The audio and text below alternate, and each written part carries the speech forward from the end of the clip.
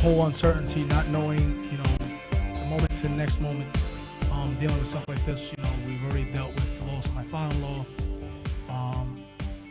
10 months ago, and that well 10 months ago, that wasn't easy. So kudos to my wife, being a fighter and just being strong, being positive, praying. God is great. It's just the power of prayer. We don't win a lot, but I feel we won. We won. We won in that category. My movement is picking up a lot more traction. I built a group around the Indigenous Peoples Day, the movement. I'm gonna have shirts made. So yeah, I'm still active on that. And shout out to Chris, shout out to Josue, shout out to whoever's listening, watching around the world, locally. So Italia, how are you been? I have been fantabulous.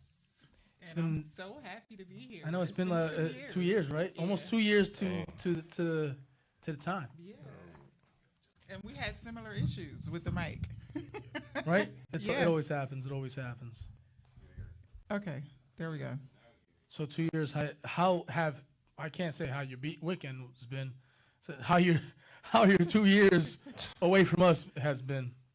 Oh, man. So 2018, what were we talking about? The loss of the election and then just go in? Or you want me to talk about my weekend in general? However, this is your interview, so you go first. It's all you. Okay, so lost that race. I got an idea. How about you let the viewers know who you are, so they. You just let them know who I am. Oh, okay. Okay. You want me to do it again? Well, I mean, You want me to do it again? from your perspective, I guess, from your. We'll get into it. And then you can just dive into everything. He's Well, trying to I'm call Italian. y'all slow. I'm Italian. No. Strong, and I don't know.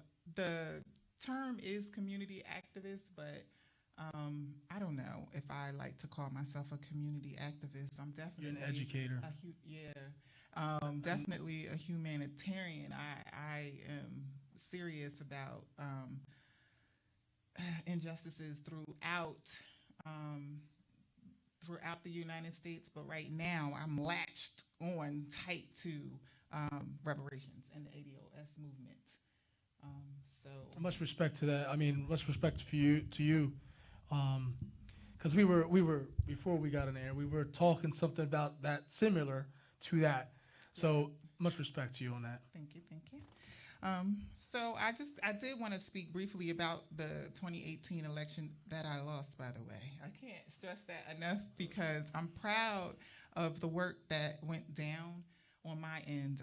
I didn't have a lot of money. I didn't have a lot of campaign. I didn't have any campaign funds, okay?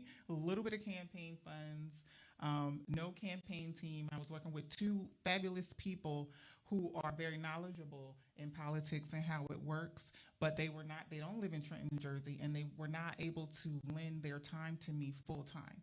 So no money, no funds, and I had no affiliation to anyone. So I couldn't name drop. I came out all by myself, like ready to change the world. So I'm very proud of that work, even though I went into it and I was very naive. I really believed when I went in that I could change the game. And what you learn so much when you get into the game because it's so much behind the scenes. It's a beast. It's Yeah, it's literally a happens. beast. And I like feel you that did brand you yourself though. You made Yes. yourself a brand. So Yes. I did well because I think what I did do, so I'm proud of that because, again, I had nothing and I still made an impact. If you compare that to those that ran, they had teams, they had dollars, they had whatever they needed to run the campaign. But you put everybody on notice. You let them know that you are out there, and you mean business. Oh, I can't. That's my point. You know, I came through and I think my authentic self showed more than anything. So that authentic part of me is still very much there, and I think that's what comes across when I advocate, when I talk about issues or whatever the case may be. Yeah, I see you on the book, and you're constantly boom, boom, boom, boom. Like she's hitting one uppercut, she's hitting another uppercut. You know, she's drop I hear kicking a here, lot. drop kicking there. So like, Listen, like your Yeah, name real. was mentioned. Like your name was mentioned. Amongst the people that were running. I felt like like if you pretty much decided to do all of that again, it's about momentum. You know what I'm saying? So yeah, like you'll be a familiar name or familiar face. Like okay, that's that one that was making some noise. So luckily, the second, like if I decide, I'm asked almost every single day if I will run again, and my answer still remains I do not know. But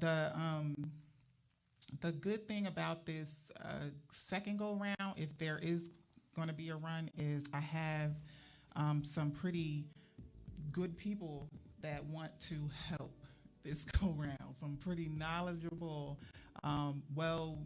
They've been in the game for a while. They know their stuff, so they can't come to me. So I think that's pretty dope. I got some friends I can introduce you to as well. Thank I got you. some Thank you. pretty good friends. I'm with it. I'm with it. Really, really good friends. Shout out to all those that have been helping me, supporting me. But yeah, let me know. I'll introduce you some. All right, let's chat off the air. Absolutely. So I just learned about the 4-year-old that was shot on Spring Street. For some reason that didn't make a lot of noise because I didn't hear it. I heard it late, and it was on the young lady Jossie. I think I'm Friend of pronouncing. mine, Jossie. It was on her. I saw it on her page, and I was like, "Well, when did this happen?" And I wrote, I seen it on somebody else's page, because once somebody starts talking about it, but she went into it, and shout out to her for putting more light on it.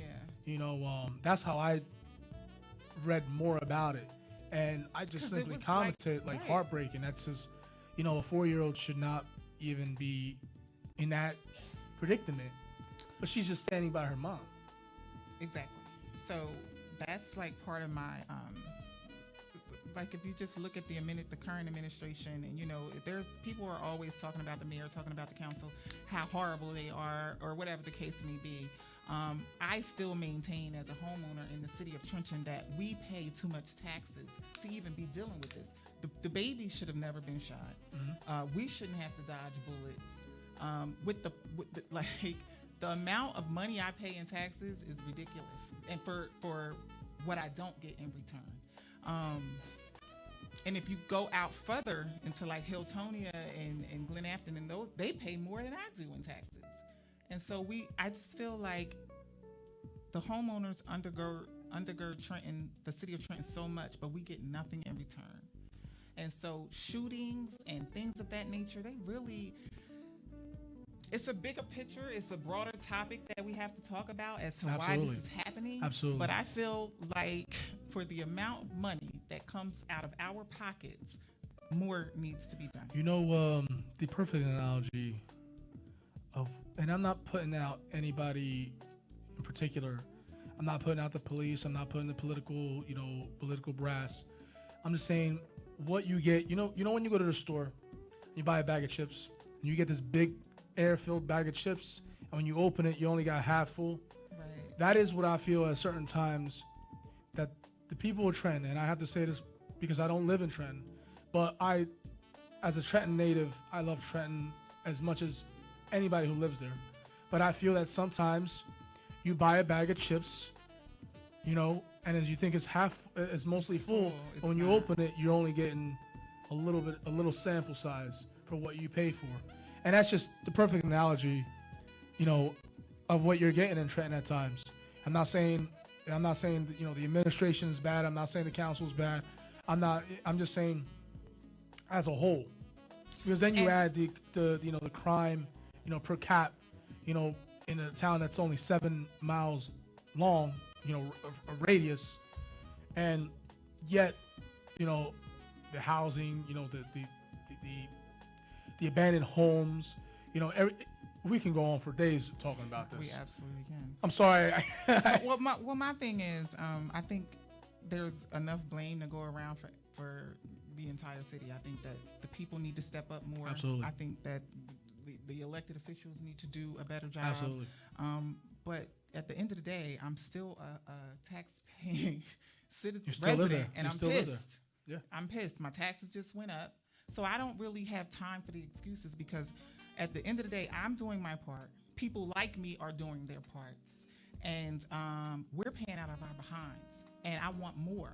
We deserve more. The water just. So went I up. don't want to hear it at the end of the day. In the same way that when I'm at work, I'm expected to perform, and my boss, my supervisor, they want a certain amount of work done, or it's going to be a problem. Mm-hmm. I get paid to do a certain amount of work. I pay my taxes, and I expect something in return. Period. Figure it out, because that's why we sent you there. Figure it out. I agree. And let us community people bring the community and shout out to the people that's really been getting out there and engaging the community. I think that's great. I think it's awesome, and it was very, very much needed. So I'm happy about that. Much respect. I do agree. We all have to do better. We all have to step up more. You know me. I do a lot, but I can step up a lot more. You know, I can. You know, I'm gonna start feeding the poor. You know, feeding the homeless. So I put myself on notice too. So I want to do more. You know. We should do more, but we don't want to overwork ourselves. Again, it goes back. I pay listen, I'm doing my part. I feel like I'm going above and beyond within my part. So do I. But I mean, you're a homeowner as well, right? Oh man, don't get me started, bro. I mean, for me, man, it's deeper than politics, man. Like it's systemic, you know. And Absolutely. I will go on a whole nother topic, man. Oh, but that's on why. the list. Let's keep this moving. Listen, That's why you see. I told you I was gonna pick on him. Listen here, That's on the list. Jay-Z had a song that said, "No love in the heart of the city. Ain't no love in the heart of the city." Man, that go all across the board, man. From the people like that's actually in the streets, man, like all the way up, you know, to the politicians. You know, nobody want to place blame on, you know, who's who. Politicians pointing the finger at other politicians. The people like the shooters pointing, or the people who witnessed the shooting pointing, you know, really not saying nothing, but everybody gossip, right? So it's pretty much like all across the board, man. Politics do, you know, play a lot. I mean, from the banks to the real estate to the capitalism. All of that stuff is intertwined, and there's no love in that. You know what I'm saying? Like America, I'm sorry, is ran like a corporation. You know what I mean? It is America is a corporation. Like once you tie it into the jobs, like we all looking around like, yo, like we all doing our part. You know what I mean? We get up, man. We go to work, man. We take our kids to school. We doing everything, you know, that we supposed to do, man. But at the same time, like I gotta watch my back, you know, going there. This is that and the third. So my problems are different compared to somebody that's across the board. But that person that stay on the other side of the fence know what I'm going through, can help me through all of this stuff, can contribute from city to city, town to town. But instead, they're like, no, you know, you're on your side of the fence over there. And I say, I go back to systemic because our kids could be the same age, both inside the same grade. They go to different schools, but the books are different. The water is different. No, well, I mean, my water's the same. Hmm? My water's the same. All right, yeah, all right, but No, but all the right, listen, issues- all right, the listen, right. issues are At the end of the day, I could go to your side of the fence. And I could put my hand under a faucet and drink the water like any given day. You know what I'm saying? As opposed to a lot of areas like where I'm like, I mean, like you got people who not happy. They not happy getting up every single day, man, because they going back to these same houses, man, like that ain't got no lights. You know what I mean? They ain't got no running water. It's a big hole in the bathroom, and you can look down to the kitchen. They go back to this every night. You know what I'm saying? And I come across different types of people every day while I'm working. I come across that same person that stand in front of that same store every single day. And he could, you know, probably keep a smile, crack a little jokes here and there, but he got that Ice Girl mean mug going because he know where he got to go back to once the sun go down, as opposed to what we going back home to. Then you got the store clerks who are pretty much in there who, like, when I pull up, I'm a vibe person. I could get the energy. It'd be like, I don't deserve the position I'm supposed to be in. I'm really supposed to be out there panhandling with them. You know what I'm saying? Like, it's about how you treat people, whatever. You know what I mean? So I get that from them. Now, the customer that's coming in, we didn't need social distancing for these people to be like, don't stand too close to me. Well, let me lock my doors and this is that and the third. So everybody pretty much fending on their own out here. You know what I'm saying? So it's a lot for you to just absorb all of this and look at all of the madness around you and really not go crazy. Well, you know what I'm and saying? what would you say the demographic is that? Do you see it happening in what's the skin color of the people? Man, all right, listen, I'm gonna tell you like this. I was in a whole different area. I don't even want to say the area that I was in today because I ain't about to put blame on, no particular area. But it is what it is as a country, city to city, town to town. But I was in a specific township, and I couldn't tell you like the amount of like the grills that I got out there to, well, let me cross the street because you coming over here. You know what I'm saying? So it's like, but then, I could go back to the city and like I get the same thing. So I pay attention to a whole why people don't get along.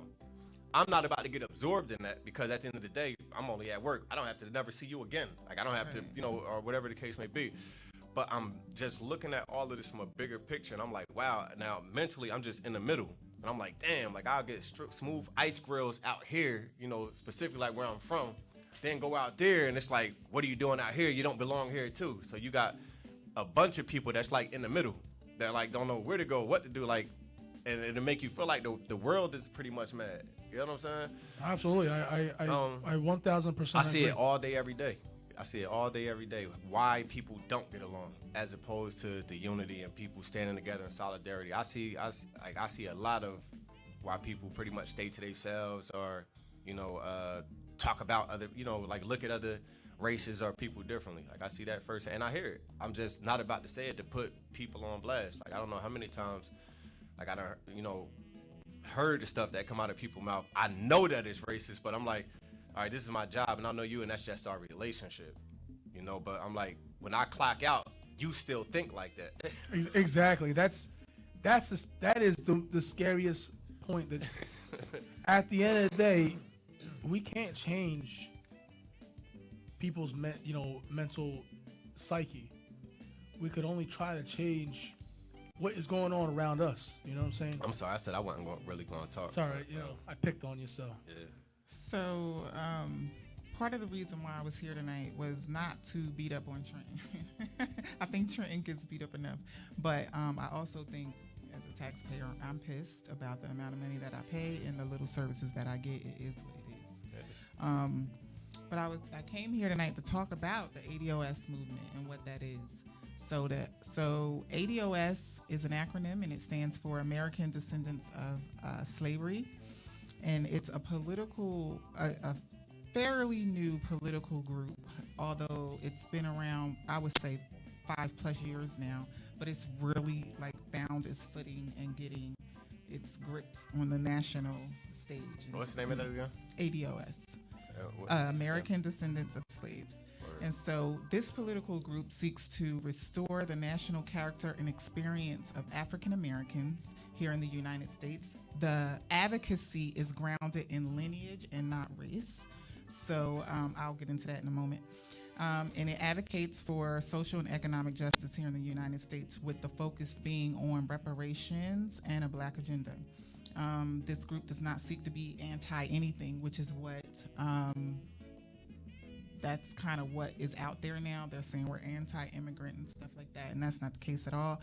But it does seek to identify itself as ADOS under the umbrella term of Black, because you can be Black and you can be Haitian, you can be Nigerian, you can be Puerto Rican, you can be whatever and still be termed Black. But none of those really ate the failure or descended from the institution that reformed itself to present day. So we advocate from a standpoint of lineage. All the data that's out right now goes all the way back. The line goes all the way back to the institution of slavery, and a lot of things that we're experiencing right now are reformed remnants of that institution. Mm-hmm. So it never really left us. So when we modern day prison system, the modern day prison system, the debate we saw last night, which I didn't even watch it. Politics in general, you know what I mean? Like, you could vote for this person, I could vote for this person. I we could disagree, but it bring out something else in people. Like, quick shout out. I want to shout out to Jessica Roman, Anna Diaz, Tina Unwin, and my boy Darren. Tuning in, Darren Freedom Green, tuning in. Well, hey, Darren. Much love and respect to all y'all. Well, part of that is to piggyback off of what we talked about earlier, was people just holding on to lies, because history. So we were lied on. We were lied to across the board. Like it Yeah, wasn't history just books that are not- black people were lied to. Everyone was lied to. Yeah, so the history books are tailored, they're not tailored, and I don't want to say they're tailored for white, but they're not tailored for minorities.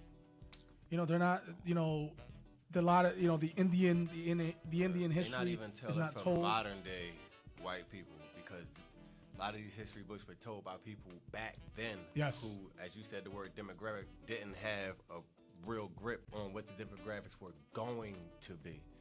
Absolutely, Some people didn't even 100%. think that slavery was even supposed to end, basically. Well, their mind, it was never going to end. Yeah, so like a lot of this wasn't supposed to really happen or take place the way But that it did. that's the thing. So with the 14th Amendment, we became citizens, and so we can no longer just have that mind frame of how someone else may feel about what we are just due. We belong to the United States of America just like anybody else. Absolutely. So how you feel about it makes me know, never mind. I'm here, deal with it. Go seek a therapist if need be, but I'm not going anywhere. These issues are the issues, and we're gonna address them. That is what ADOS does. In your face. We're not trying to hear it. We frame it around lineage because that's where it needs to be framed. And a good example of it was the recent backlash with Senator Harris, because it was all over the place. Oh, Of her we don't like her. heritage. Yeah, she's black, and it had She's nothing only to half do. Indian or this Yeah, it and that. had nothing to do with her being half Jamaican or half Indian. It had everything to do with her not being descendant from the institution of slavery. So what you have a lot of times is people like her. She's a brilliant woman. No one's taking that away from her. You have people like her and Obama. I'm sorry, because I don't like to just refer to them like that. So you have the senator and you have the president, and they're of mixed heritage who do not descend from the institution of slavery, and that institution carries a legacy with it. But what they do because they're black, no one's saying that they're not black. We know that they're black. They attach their story. They attach themselves to the story thereof, because that's the story. There's no United States without the story of slavery. Absolutely, 100%. So it becomes a thing when you say the first black, because the story, the story is, oh, America has descended. This is why we felt so much when Obama became president. We were like, we made it. We made it. It was. Even I felt it. I cried. I mean, it wasn't. I ain't gonna lie. Yeah, I cried. A rapper made a song. Our president is black. I forget. A lot of them, man. From Jeezy, man. Jeezy. Yeah. It was Jeezy. Ace Hood, bruh. But it's not, and that's not to take away from his brilliant self either. They're both very brilliant, but they don't descend from the institution. But they wrap themselves in that. The people who actually descend from the institution still eat the failure. This is why we'll be without wealth by 2053. But you prop up a Senator Harris or President Obama, and it makes it seem as though we ascended beyond all these barriers, and it's just not the case. The data doesn't show it. The data doesn't prove it. This is why we need reparations to happen, because if you look at what they're saying, like 225 to 228 years to close the wealth gap, that's running parallel with slavery. The amount of years, it's running parallel. So we know why we're lacking in wealth, and it has nothing to do with us as individuals, but everything to do with what was done to us. And we have to extract ourselves and set that and say, this group of people right here are owed because of the lineage and the cost that they ate all the failure, and they still remain a bottom caste in the country that their ancestors built. Like, that really gets to me when I think about it. My ancestors built this country, and I cannot rebel in it because of the practices, policies, and procedures that happen in the United States. We're still being murdered by state-sanctioned murder by government employees. The judicial system is still the justice is still unbalanced. The scale is definitely unbalanced. Yes, it is. So I wanted to say quickly that a lot of people, we often talk about the Emancipation Proclamation being the document that set us free, and it actually was not. It was just a military tactic that President Lincoln put in place. What he did with the Emancipation Proclamation did was free the slaves in the rebellion states. It did not free all of the slaves. He used it to his advantage to suppress the South, basically. Well, they were losing, so it was a military tactic. Yep. So he had to do something, and he was leaning towards slavery probably was going to end, not as soon as it ended, but it probably would have faded out anyway. Well, we don't know if the South had won. We don't know. It probably would have stayed intact. But did he not mention that if I didn't have to free the slaves, I wouldn't have done so? He did say that, but well, because his priority wasn't the slaves. His priority was the Union. Was the country. So and keeping the country together and not separate. Right. So, but he was. If you go back and you read a lot of how he was dealing with that, he was going to eventually go on to that side anyway, because that's how he was talking. He knew it. Everyone knew it was wrong back then. It's not that they didn't think it was wrong. It's just that we were property. Even some of the actual Confederate generals knew it was wrong, but their honor and their loyalty to their states as statesmen were, I can't go against my state. I can't go against the South. So I have to follow the narrative. And they some wrote this in their letters. I will continue to be a statesman and loyal to my state, even though I agree that the system of slavery is wrong. So that's current day stuff that's happening right now. When I ask about reparations, how do you feel? Do you feel like ADOS people should receive reparations? It's not that they don't think they shouldn't get it. It's not that they dispute the facts. It really just boils down to some emotional thing within where they don't want to see someone else have something that they don't have. That's really what it boils down to. But the problem is, this isn't a gift. This is what is owed. Absolutely. Period. So we're making moves right there. But I also wanted to talk about as I started out talking about the Emancipation Proclamation, because I think that's important. All of the slaves were not free when that came down. What ended slavery officially was the 13th Amendment, and what made us citizens was the 14th Amendment. Right after slavery ended, though, ADOS people got to work right away, building communities. They got into, they were running Black for Wall offices. Street. The Reconstruction era was the most progressive time for African Americans. The most progressive time for the country, I would say, because we were doing things at a parallel rate to our counterparts.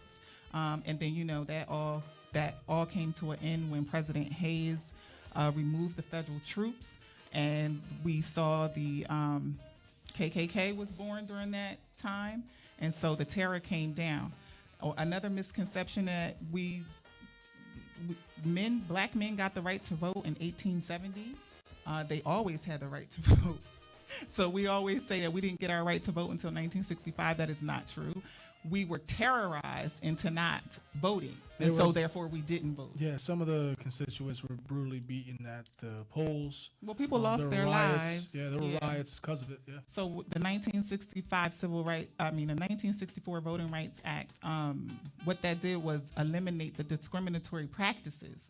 But we had by that time we had the right to vote. It's just that we were terrorized into not doing so. John Lewis crossing the bridge because of voting, right? Right. He almost got killed, beaten by police with bats or batons, right? That was a big thing with voting. Yes, they were going to. They were crossing the bridge trying to get. That was the last. They were going. They were going to vote. They were not going to vote. They were going to the courthouse to Lord, I forgot, but it wasn't to vote. It had to do with Yeah, it vote. was They were voting, not yeah, like it was- actually yeah, voting. to register or something. Yeah, register. They were like fighting to register people to vote. So that was a big thing down in Selma, and I actually took the kids to Selma, and we walked that bridge. I thought that that was important that we do that. And when I went down there to Selma, it still looks like So what's the 19. same? Yeah, like She 1960. definitely did. I saw the pictures on Facebook. Yeah, it looks the same. That's what's up. So I talked about the Emancipation Proclamation. We talked about 13th and 14th Amendments. I wanted to talk about how the 1935 Social Security Act excluded farm workers. And who were the farm workers in 1935? It was us, and we got excluded from those things. From 1948 to 1971, the GI Bill, limited black people. Where white people could get loans for housing and education and stuff like That was tied that. into the Homestead Rebate Act, right? We were denied access. And there's still red tape about that happening to this day. Brown versus Board. We're still suffering the effects of the separate but equal. 1965.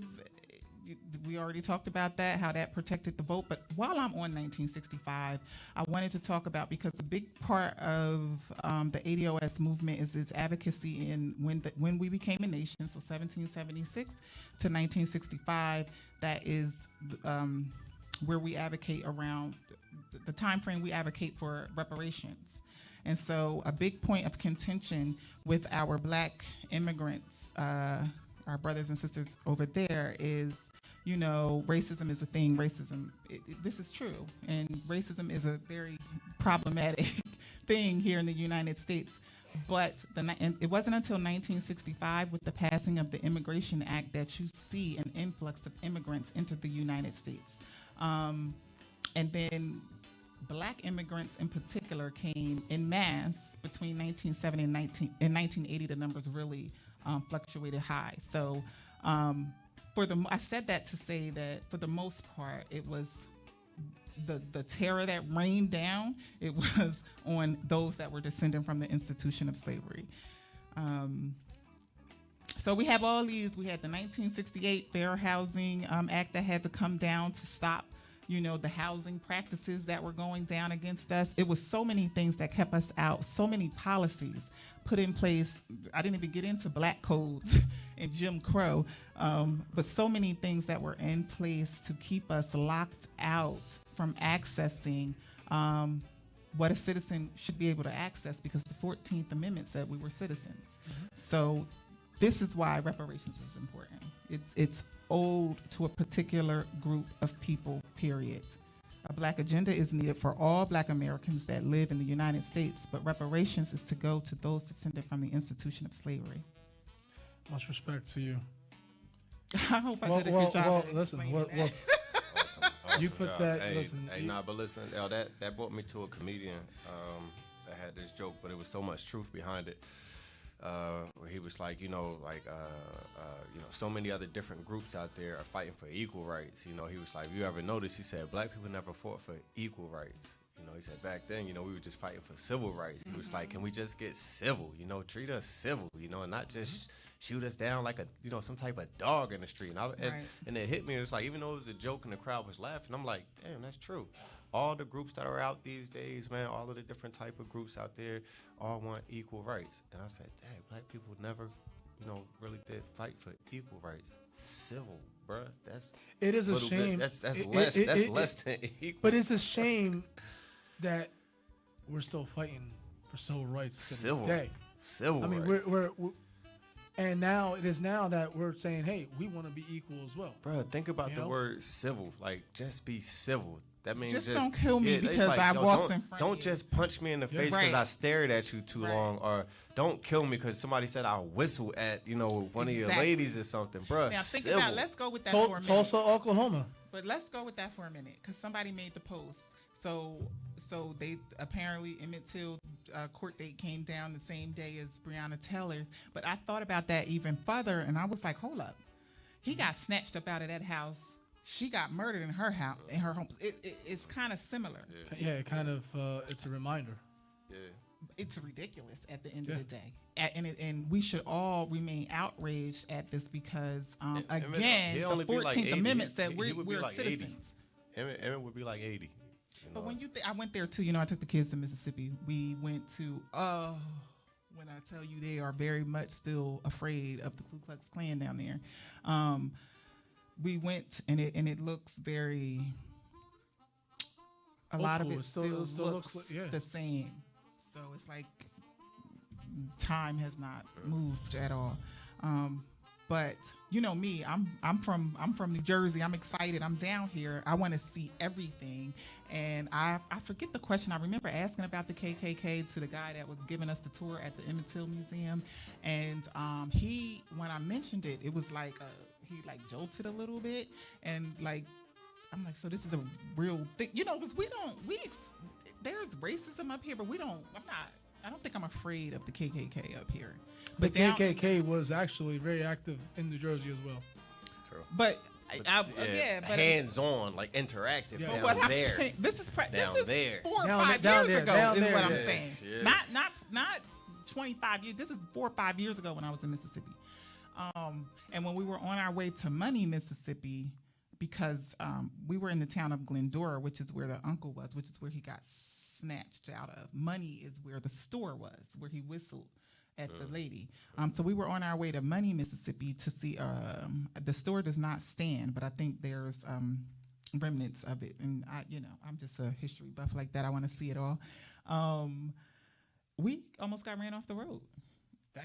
Yeah. Down in Mississippi. So that right there, I was like, it's time. There's no street lights. It's the South. Time to We're go. deep down in there. So I'm like, yeah, we're going to get up out of here before it get dark. Shout out to Naya for Yeah. tuning in. I see you. Don't think you low. Shout out to Ken. Shout out to Mike. Shout out to Vegan. I Shout out see to you. Nick, I see you, Stacy. Naya. What's up? Shout out to Tiffany. Yeah, man.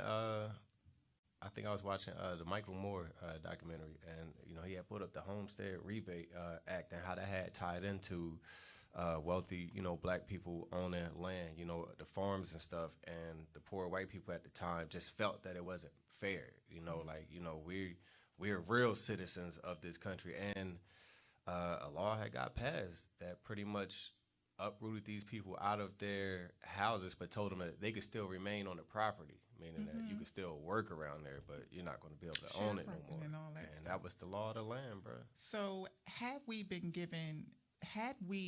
gotten the 40 acres and a mule that came down under William Sherman Special Field Orders 15, had we gotten that at the time, actually we did get it. We got it for a short period of time. Took it.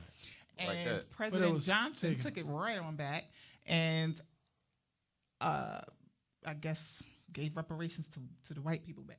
So they took the land from us, gave it to them. They put us back on the land to work the land, Absolutely. sharecropping. So we weren't paid our wages. It's just many policies, practices, and Tactics. procedures Yeah. that lead us present day to this enormous wealth gap You look at that gentrification now. we can never fix it on our own. It's systemic. So it's nothing that we can do on our own. They must pay us our reparations so that we can compete and interact as the 14th Amendment said we should interact. It made us citizens years ago, yet we're still treated as second class. Now you could feel citizens. the tension, like from certain people that'll fight you on that. You know what I'm saying? Like whether you're in person with them, like whether like they're tuning in. I've on gotten the a phone. whole argument with a black immigrant. I respect him dearly, so I'm not going to say his name, but we got into it really, really bad. Behind this very issue, I've gotten into it with other non-black people. So I've gotten into it with white people behind this. I've gotten into it, but usually because I'm relentless on the issue, they end up seeing it from my perspective. But not initially. Like me personally, like I throw different examples. Like for example, when you excuse me, tie in Breonna Taylor to the You got that COVID? no Put your mask on. hush. So I'm better. I'm back. So when you tie in, like for example, you tie in Breonna Taylor to the Australian American lady that also got killed by a cop, but it was reversed. It was a black cop that killed her. He went to jail right away. He had went to jail, and then Breonna Taylor's case, none of the cops. It took about how many months to even drop some kind of verdict that now even at the same tied to them? time, her family got awarded, what was it, maybe like 20 million, and then Breonna Taylor's family got awarded about 8 million.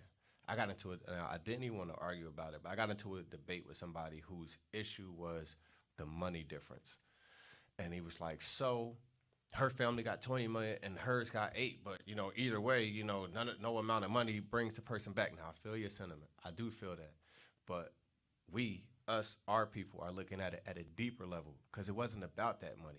It was about the justice and behind it all. How she was white, the cop was black, he went to jail. She was black, the cop was white, nobody went to jail. Now we could say, well, it's it was historic. certain times. It's historic. The way that the justice system and stuff is set up with all of the George Floyds and the Eric Garners and the Mike Browns and stuff going around, like that's not the time to even go, well, look at no, I'm not about to look at the circumstances. We've been looking at the circumstances, I'm sorry to say, bro. 400 years. Yeah, 400 years. It's just well dressed now. It's just well dressed, and there's a video camera. Like think about the countless ones that weren't recorded. That didn't. Just gonna say that. Just imagine how many people like before, that actually went into that justice system to pretty much never be seen again. Like somebody from up north went down south to go visit some family. There are no cameras. There really isn't no record keeping. He just went to go visit on a back road, wrong place, wrong time. Probably gets beat up in the hospital for a little bit, sent to jail, but never came out. How about the 14-year-old black kid? I forget your year. This was in her maybe early 1900s. He was the first 14-year-old or your youngest sent to the electric chair. And he was accused of killing a girl, 2 girls or something like that.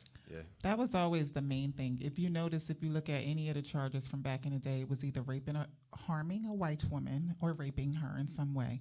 And we know that that's not. It's not to say that has never happened in time, but that is not a cultural thing that black men do. But that was what, that has been what was said throughout the years. The lady that got, the reason behind the Emmett Till thing confessed on her deathbed that wasn't the case. Well, we knew that wasn't the case. We knew right away. I mean, So this kid died horribly, and his mom made left it the an casket open casket, for the world to see.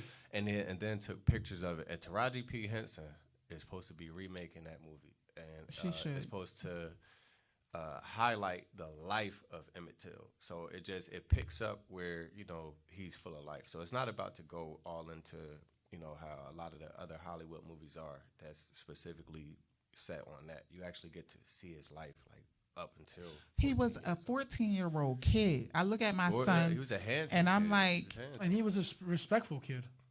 I mean, he was being a kid. Like at the end of the day, he was a good kid too. And just to be snatched, can you imagine being snatched up? First of all, I'm visiting. I'm not even from here. Right. I'm snatched out of this house in the middle of the night. There's nothing that my elders can do At all. They shot him in the head. They just cut off his private part. They just beat him, brutally beat him. It was horrible. It was horrible. But this is nothing new. This has been happening since forever. And so Look, this is why I'm adamant. Systemic is I put that in all capital letters because systemic is a meaning that the newspaper of the township, of the city, whatever, broadcast black folks in shackles with chains on sale. You understand? So what would the conversation be like inside the household? You're not just saying, hey, honey, we're going to go get a loaf of bread and some eggs and stuff. Nah, you said, we about to go get some bread, some eggs, and some of them N-words down there. If I'm not mistaken, the combo. If I'm not mistaken, it might be in the United States or maybe in Canada, but there is a rock on a corner that I guess held former slaves for sale. And they have not. I've been to Charleston, and that is that- no longer there. They No, removed it. yes. But It stood there, and they fought for it, right, but to stay there. here's the thing. In Charleston, if you ever get a chance, you need to go to Charleston. So much history. Charleston was they perfected the slave trade, both internationally because it's on a body of water, and it's a straight shot from Africa to Charleston. So they perfected it internationally and domestically. So they took away the popular stone, but the mark in which where the slaves were sold is still very much standing.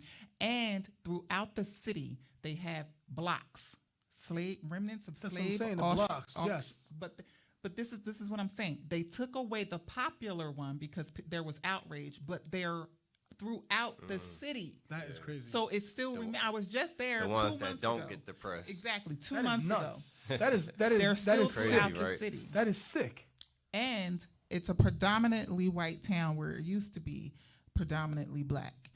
So now it's predominantly white, and I can't afford. They said Oprah tried to buy a house there and she couldn't. Damn, Oprah.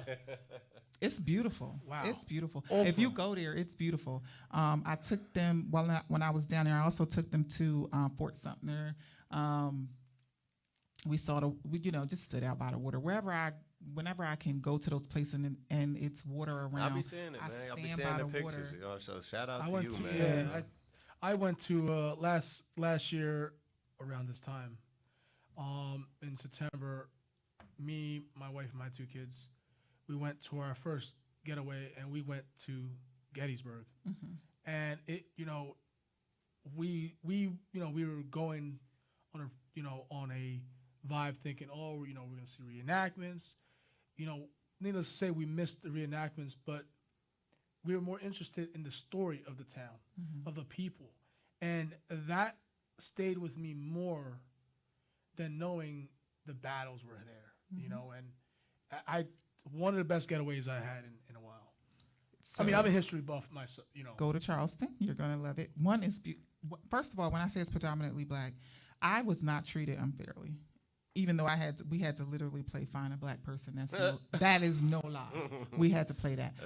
But I was not mistreated there. I didn't feel, because sometimes, like you said, you could go into a town and you can feel Absolutely. that. I didn't feel that. I didn't feel that. It's just that I was overwhelmed with sadness because it's so much. You can feel the ancestors. You can feel them there. I think their spirits are still very much around in that city right there. I've never felt that anywhere else. I've been to a lot of places. I've never felt what I felt in Charleston. So if you ever get a chance, please go. You'll have a decent experience because it's beautiful. So you'll have a good time and you'll learn a lot. I need to go back. There was I was on my way. I was on a road trip to Miami many years ago, many moons ago. It was me and Brooks, a good friend of mine, Brooks, and you know Brooks. And if he's watching, we're gonna have him on the show soon. Shout out to Brooke. Yeah. On October 28th to be exact, he's gonna be here. My man. And he just signed a contract with Facebook. So He think he all that. we'll get to that. He But got muscles and all this stuff. Big old super we state troop. we man. drove. We went to Miami. We're on a road trip, so we had to stop and get something to eat. And it was this really down south, on alone, 95. We pulled over, and we went to this Waffle House, and you hear all the clink cling. We walked in, you hear all the clink cling of the food and stuff, and all of a sudden we walked in. They seen us, all that stuff stopped. Yeah, I was like, we looked at each other like, yo, let's get something to eat and get out. I wouldn't even did You could that. I was feel. stepped out. You can literally feel the hate of us just going in there like, these guys ain't from around here. So listen, one of the biggest questions, like when you bring up, all of this stuff, you always encounter these people here. I'm not my ancestors. I don't own any slaves, so none of that affects me. And guess what? You weren't born a slave, so I don't see how that affects you. So if we eat in all the costs, if we ate and eat all the costs, all the failure, because the numbers, we're on the bottom. That's what the data says. We're on the bottom. We're going to be broke by 2053. That is not because of any individualistic things that we did to ourselves. Because let's not forget the crack era. when it broke up our families, tore up our communities. But when the opioid addiction came down, they got resources. The government came down and undergirded them with everything needed. You know why? To combat Because that. it wasn't just hitting the black community; it was hitting No, yes, all that's of what America. I'm saying. That's what I'm you know, saying. and it's sad. It's sad that. But when it goes back to, so no one counts. I'm saying that's a cost that cost us. That cost our communities. The remnants of the crack, our communities and how they look now. Those are remnants from the crack era.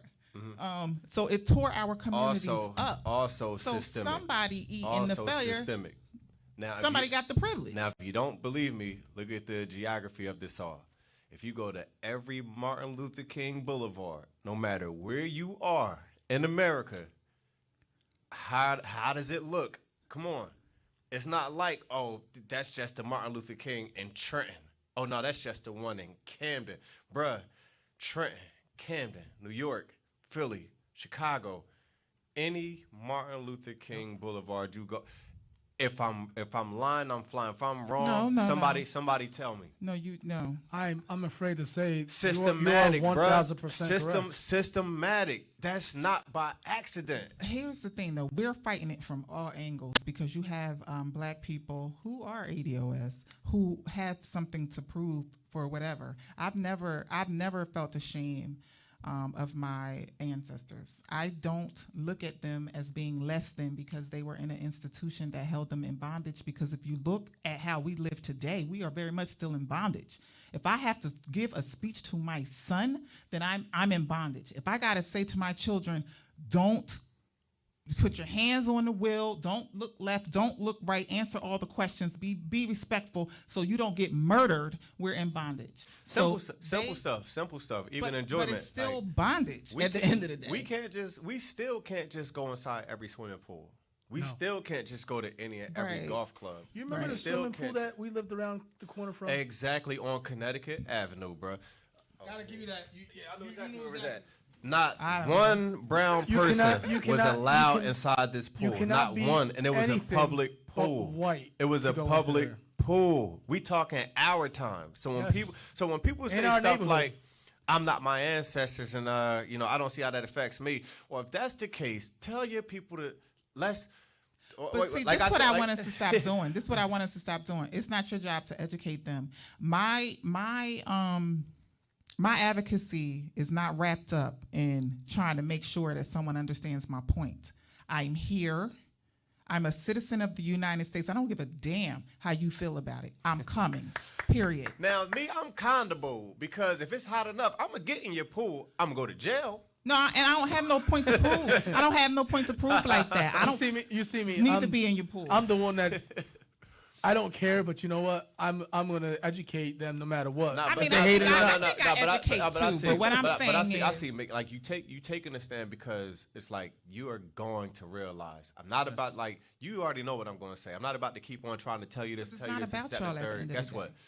We here. We got a movement. We are all together. It's either lead, follow, get out the way. So it's like this is a force. You're going to respect it. You know what I'm saying? At the end of the day. Everything's about to get interracial soon anyway. See, you know what I'm saying? A lot of the people just trying to preserve. No. You know, that's what like gets my because we were never out of it. We had Obama in office, and I don't know why y'all thought they took that man through what Obama could never do. What Trump is doing, he could never. No. Number one. Not even the first lady. He went through hell. Like they treated him like crap, and when he was president. But what made us think that we arrived past the point of this racial? Well, I guess because he became president. But see, it goes back to he was not ADOS. So we have not ascended beyond racism. Yeah, we have not. Absolutely. We've made progress because we've elected a black man, but we have not ascended beyond the institution of slavery. Y'all found this man that fit the criteria and dragged him through the mud, bro. But it just grinds my gears because people like to be like, oh well, I thought we not okay. Just because it went underground. doesn't mean we got rid of it. Wait. You still come across people that say I thought we? Because I come across the people that say that it's no longer, that's old. Wait, what? Huh? Listen. I think people address me a little differently. Like, listen here, bro. I could rewind back to my life. I don't even have to talk about nobody else's life. When I stayed out Hikestown, and so what? His name was Benji, and Benji used to leave notes inside my Trapper Keeper 1-800 go home N-word, bro. Damn. Yo, listen, that was when I first experienced racism, when it was called that to my face. I was moving straight from Trenton, straight out there, and that's when I was introduced to it. At a young age, about 9 years old. My first real, I knew racism existed, but my first real face-to-face with racism was when I had two black friends on my porch on Liberty Street on the border of Hamilton and Trenton. I lived on the Hamilton side on the border of Trenton at this time in particular in life. And the Trenton kids, I will not name, they didn't like the fact that I had two black friends on my porch. And they started a race riot with us. I physically had a 22 millimeter in broad daylight stuck in my face at 14 years old. I mean, the rest of that is history, but that's fact. Man, look, So, I was we're called only the talking N-word about so that's much only out 25 Hikestown. years ago. I almost thought that was my name out there. 25 years ago is when I first seen the real effects. I mean, I'm not going to get into detail. I'm not going to but I've seen kids get chased out. I asked my mom why they're not allowed in this neighborhood. My mom would say, well, they're not allowed in this neighborhood. And I would continue to ask why. Well, why? And she tried to elude it because she didn't want to open my mind up to what real racism was. And I thought, oh, well, my color's different. No, it was no different because I seen the same. But you see how racism. your family dumbed it down for you though? It was like to protect your feelings, and we do that to each other too. But somewhere on that side of the fence, it's But not I kept dumbed on down. that. It's See, I like a kept point on- of attack. We I dumb kept down on- racism? Man, I kept on asking the question. A lot of us inside our communities, our houses, don't want to talk about it for too long, and then it's like it get uncomfortable. Like we'll address the situation right there, like Yeah. as it happened. But so like on that side, it's more proactive. Like that has to take a mindset for a group to come out there and for them to automatically be on attack. They're not allowed in here. Get them up out of here. That's implemented into them. Like no, they're And in the reverse, and this is why I push back too, because black people have never done that. We've never ran anybody out of our town and or our neighborhoods. We've always been very welcoming. That's why they stole our stuff. That's why I'm confused, because it's like, how do you go to a whole continent and then take a people, but then scared to go up the streets to their neighborhoods? You know what I'm saying? Like, no, we ain't got to run nobody out of there. But at the end of the day, like a lot of them same ones, with some tiki torches and veins all popping out their neck. You just isolate one of them, just put them smack dab in the middle of a Martin Luther King Boulevard, and all of that changes. But and see, it's like, for what? It won't. I see white people all the time in the neighborhood. They're untouched.